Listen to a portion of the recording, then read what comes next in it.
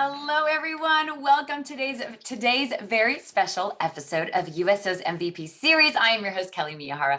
What a pleasure to be here with you today. I know you are so excited for our very special guest today, so I hope that you are safe and well wherever you are joining us in the world. Now, she is standing by. I know you're eagerly awaiting. I'm excited too. This woman is wildly passionate about space exploration, and she has made it her life's work to share it with the world in a fun and relatable way. I'm sure many of your kids know she is the co-executive producer and host of Netflix series Emily's Wonderland. She's also the executive producer and the Emmy-nominated host of Fox's Xploration Outer Space. She appears as the correspondent on Netflix's Nye Saves The World. And if you're not already thoroughly impressed, she's also an author of the series of books, The Aerospace Adventures, and recently started her own clothing line of space fashion for families. So it is my pleasure to welcome to the show the very amazing Emily Calandrelli, the Space Gal. Emily, how's it going? I'm good. Thank you so much. How are you? Great. I'm so excited to have you. Where are you joining us from today? Not space today, right? Not space today, unfortunately, from San Jose. Oh, fantastic. The Bay Area. Okay. Well, welcome. We're really excited that you're here. And I know that this is very important to you. Would you tell us, Emily, before we jump in, why it's important for you to participate and support the USO? Yes, I mean, for me, it's like the military families as a whole, they sacrifice so much for all of us, for all of our safety. And it's something that I appreciate so much. We always think about the people who are in the military as the ones that we are very thankful for. And of course we are, but the families themselves also sacrifice so much too. So I am honored to be here to give back in any way that I can and help get your kids and your families excited about science. Well, we are so excited. I know that there are folks joining us from all over the world today, Emily. So thank you for this. And I know you have some special experiments prepared for us. You want to tell us what we're going to be doing today? Oh, yes. So I have three experiments that are inspired by Emily's Wonder Lab with just a little bit of a special twist. Some of them on Emily's Wonder Lab are a little bit too big and beautiful to be doing in my own living room right here. So we've adapted them a little bit. So I'm very excited. We're going to do the egg in a bottle experiment. We're going to do Alka-Seltzer rockets that are very similar to one of the experiments the kids may have seen on the spooky episode of Emily's Wonder Lab. And then we are going to do my ultimate favorite experiment, Oobleck, which is even cooler than it sounds. And so I'll tell you a little bit more about that when we do it. I'm so excited. Emily, I've got to tell you, I still haven't done it. I've been wanting to try making Oobleck. I have a 4.5-year-old and I know he'll love it. So I am all about this, Emily. I'm all excited. I know everyone watching is too. Oh yeah, and that's always everybody's favorite. I think we single-handedly kept the cornstarch business in business because of everybody doing Oobleck at home. It's the perfect time for sure. Now, I'm going to go ahead and transition to some of the science experiments that we have today. So that's basically just how I got excited about all of this, and I am so excited to be sharing my love of science with all of you here today. So I'm going to tilt my camera here so you can see the science experiments that we are working on today. Yes, we can see all of that. We're just going to get a little bit closer here. Welcome to my laboratory, also known as my living room. And today we are going to do the egg in a bottle experiment. Okay, so if you saw Emily's Wonder Lab, we're doing it a little bit differently than on Emily's Wonder Lab.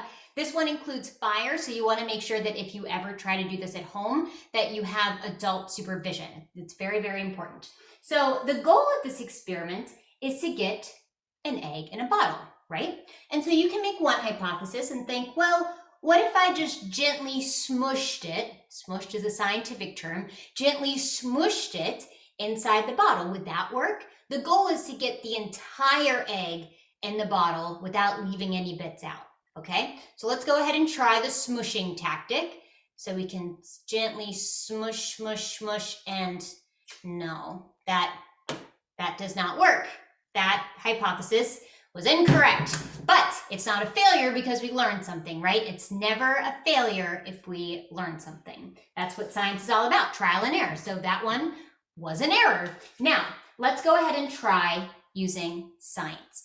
So what I'm going to do instead is I'm going to light this coupon paper on fire. This is something you just get in the mail all the time, right? And oftentimes you have a lot of it left over. So I'm going to light this on fire and throw it in my bottle and then put my egg on top. This is a boiled peeled egg, by the way. So it's like a little bit squishy, a boiled peeled egg.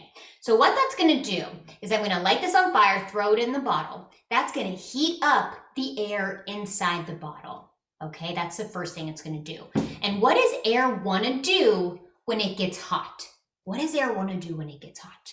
It wants to expand. It wants to take up more space, right? Because all of those air molecules are dancing around and they're going up in the air. And so some of those air molecules are actually leaving the bottle, right? Because they want to take up more space than the bottle. So they're leaving the bottle. And then what we're going to do is we're going to put the egg on top of the bottle, and that's going to make the fire go out, right? Because now the coupon paper doesn't have the fire doesn't have any oxygen to survive. So that's going to put the fire completely out.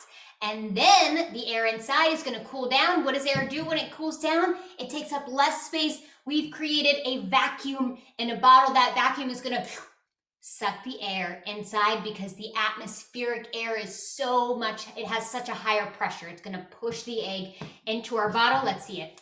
Let's see it in action.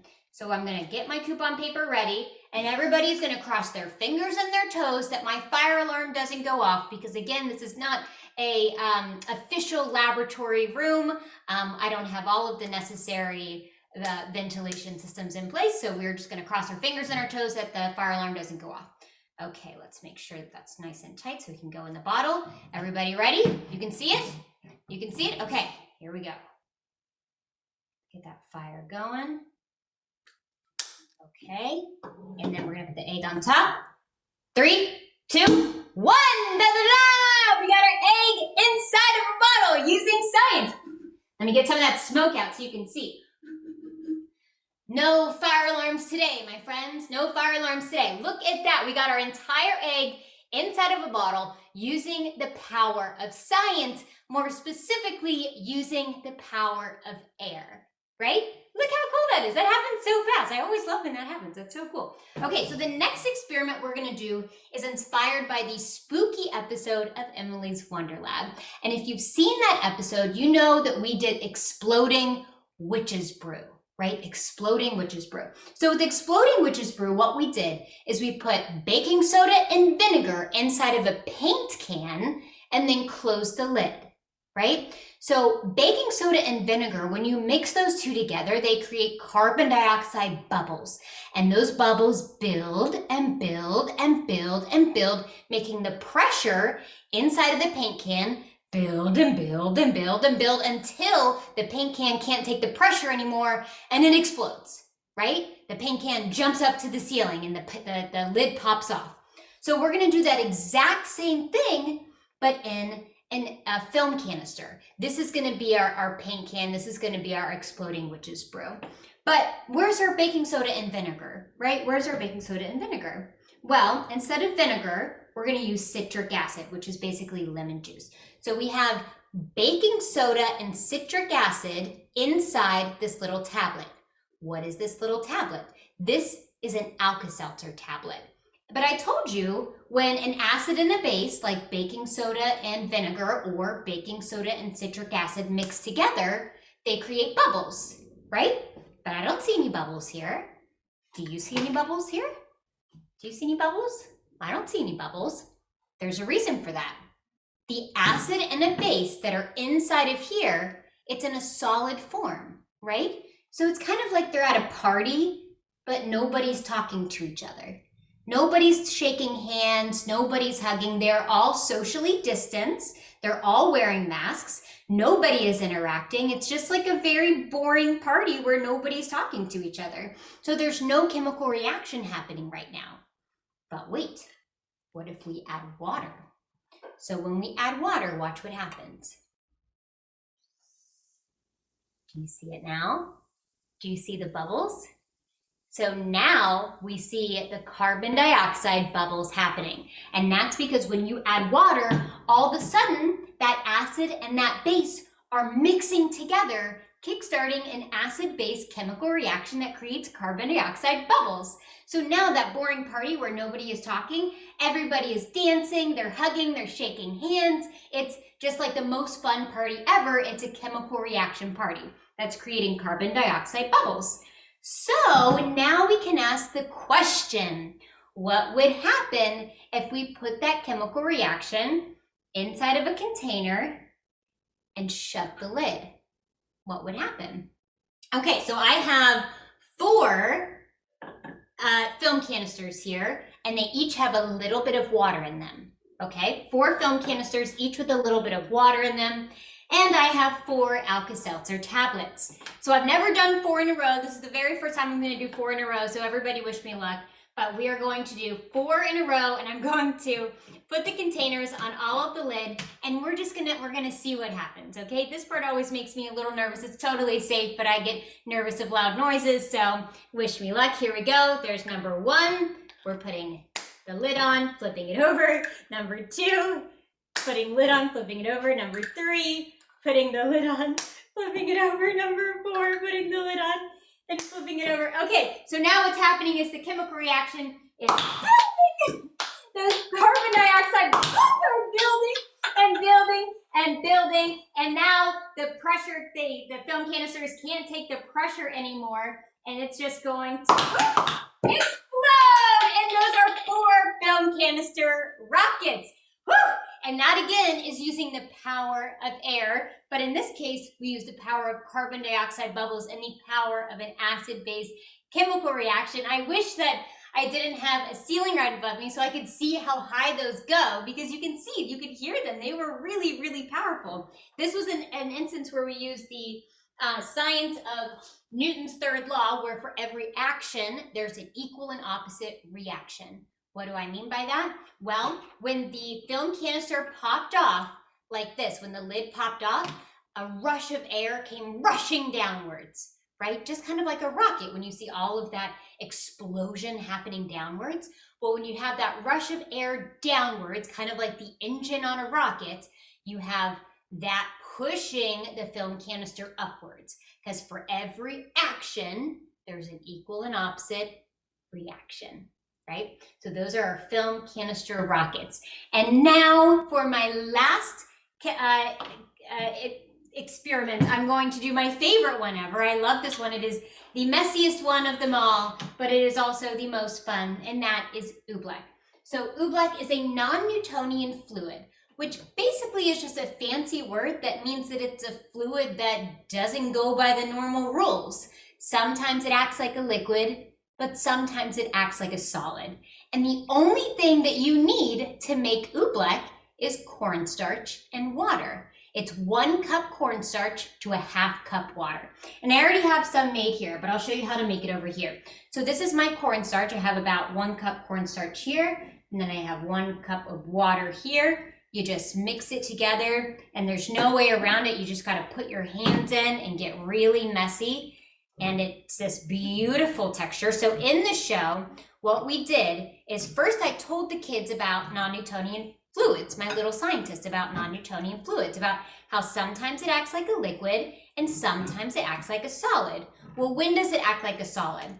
Well, it acts like a solid when you add pressure to it. I'm gonna mix these together a little bit. So if I add pressure to it, I can make it act like a ball between my hands, right? Just a little ball between my hands. But watch what happens. So I can throw it back and forth, but watch what happens when I stop doing anything to it. When I stop adding pressure, it acts like a liquid. And let me tell you, this is the most fun thing to play with ever. So you can make it act like a solid by adding pressure. So we made an entire pool filled with Oobleck on the show, and I challenged the little scientists on the show to walk across the Oobleck without sinking, right? So they all made a different hypothesis as to what they would need to do to walk across the pool of Oobleck without sinking. Some of them thought, well, maybe if I walk really slowly, I'll be able to walk across without sinking. And some of them thought, well, maybe if I jumped, or what if I ran, maybe they could get across, and you'll have to watch the show to figure out what worked. But it's one of the coolest experiments we did on the show. It's one of my very, very favorites. So you can, here's a good demonstration. You can see right now, it's basically like a ball in my hands, right? I'm adding lots and lots of pressure.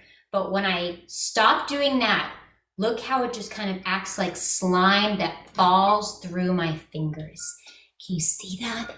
Look how cool this is. So you have to make this at home. This is super easy to make at home. It will make a huge mess, so families beware, but it is so much fun. Maybe make this outside. And then word to the wise, don't throw this down your drain when you're done with it. Just put it in a bag and toss it in the trash because it will clog your drain. So be very careful about that. But that's all I have for you today. Kelly, I am so excited to take some questions from the kids in the audience right now.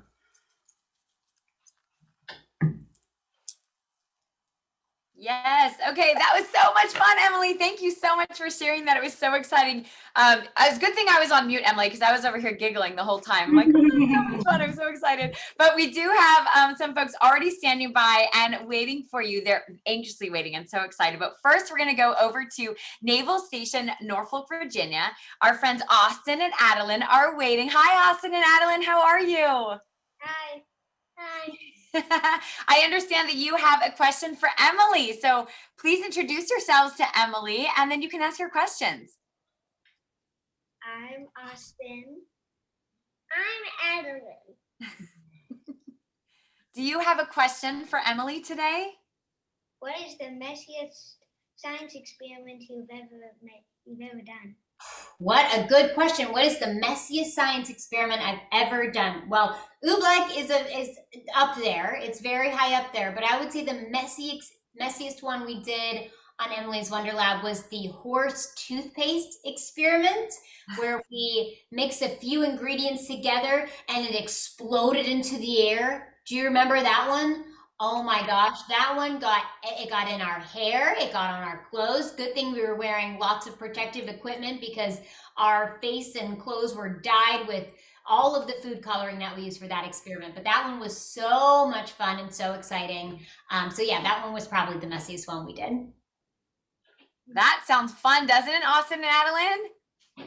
Maybe you'll have to try that. You'll have to ask maybe mom if that one's okay to do. We should do that one outside. Yeah, for sure. Well, thank you all for joining us. Was it so fun to meet Emily in person? Yeah. All right. Thank you, Emily. Do you want to say bye? Maybe wave goodbye. Say thanks so much for being here. I would like hands. Bye, guys. Bye. Okay, Emily, we're going to go over to our next group. They are at Marine Corps Base Quantico in Virginia. We've got Gus and Levi standing by. Hi, Gus and Levi. How are you guys? Good. Do you see Emily? Yeah, if you have a question for Emily, you can go ahead and ask her. She's ready for you. My name is Gus Ledbell. How do you first fall in love with science? How did I first fall in love with science? Man, I think for me, and I always like to share this because I think there's a lot of kids out there that are like me. When I was younger, I didn't know any scientists or engineers. I'm the first person in my family to pursue a degree in science or engineering. And so I didn't know anybody. And so I don't think I really loved science when I was a kid until I was older. I had to become much older to learn about why I love science. And so when I got older, I learned everything about science. And the thing that I love the most today is that for me, science is like magic that you can understand. It's kind of like stuff that feels like magic to everyone else, but you get to go to Hogwarts and you get to be the one who understands how the magic is done, and you get to do the magic yourself. And so that's why I love science so much today, but it took me a little while to find my love of science. Gus and Levi, that was such a great answer, Emily. I bet you guys love science too. Is that right? Don't be shy. You could tell Emily how much you love science. Well, thank you guys so much for being here with us today, and thank you for your awesome question. Want to say wave bye to Emily? Okay, we have our next group of kids standing by. Finn, Paige, Jack, and Kellen.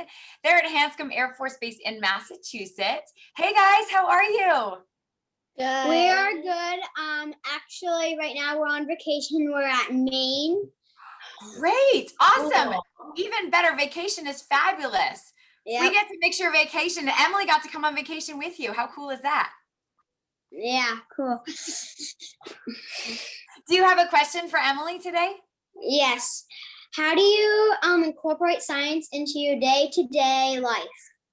Ooh, I love that question. How do I incorporate science in my day-to-day life? Well, now when I see something that I find fascinating or confusing or even gross, a lot of times I'll think, what's the science behind that? How does that work?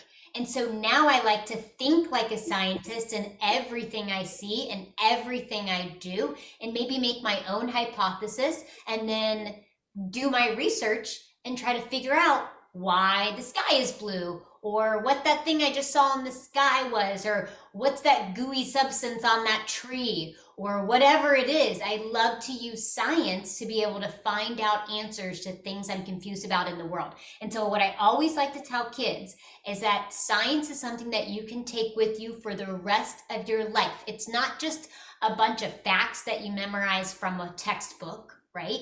Science is more like a way of thinking. It's a way to find out what's true in the world. And so with science, you can always stay curious and keep exploring. Wow, that sounds so fun, exciting. I bet Thank you you. guys are going to go outside right now and go explore and find some science in Maine, right? Yeah. Yeah. Awesome. Well, thank you for joining us on your vacation. Say Thank bye, you. Emily. Bye. Bye. Thanks Thank for you. joining us, guys. All right, Emily, we are going to jump over to Navy Operational Support Center in Connecticut. We've got Cameron standing by for us. Cameron, look at you.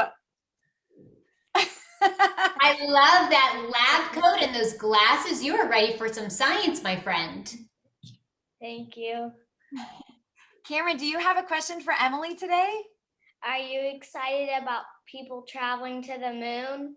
Oh my goodness. Am I excited about people traveling to the moon? Yes. So I don't know if you know this, but NASA has its next big program called the Artemis Program, which is, in Greek mythology, Artemis is actually Apollo's twin sister, which is really cool. So the Artemis Program is going to be the program that brings the very first woman and the next man to the moon. And I think that's so cool, because I've never seen a girl walk on the moon, and I'm going to be so excited when that finally happens. So Artemis is NASA's next big program to bring the first woman to the moon, and I just can't wait. Would you like to go to the moon? Do you want to be on one of those missions? Mm-hmm. Yeah? Me too. Me too. Cameron, thank you so much for joining us. That sounds really exciting. We hopefully will see you one day on the moon, huh, Cameron? Thank you for joining us today. You did awesome. And I love your lab coat and your glasses. You look very scientific. Thank you, Cameron. Say bye to Emily. Bye, Emily. I love your show too. Oh, Emily. thank you. Thanks for watching, Cameron. You're welcome. So cute. I love that. Oh my gosh, Emily, the looks in their eyes just to see your face was absolutely precious. They're so excited to see you. That's got to feel good. That has to be one of the most rewarding parts of your job, right? It truly is. And, before the pandemic, I was able to do a lot of this stuff in person. I do book signings with kids, and I go into schools and I talk about science, and I get to meet the kids. And so it's been a little bit hard during the pandemic because we've only been able to see each other through a screen. So the thing I'm looking forward to the most once all of this is over is to be able to do that again and see all of these kids in person, because these are the future. These are the future scientists and engineers who are going to help us get to the moon and Mars and leave the solar system. And I want to get to meet them in person. Absolutely. And thanks to you. You're inspiring so many children around the world to, learn about science and to be inspired by it. So thank you for all you do as well. I know it's so important. I want to tell you, Emily, actually, my son has a toy that you voiced.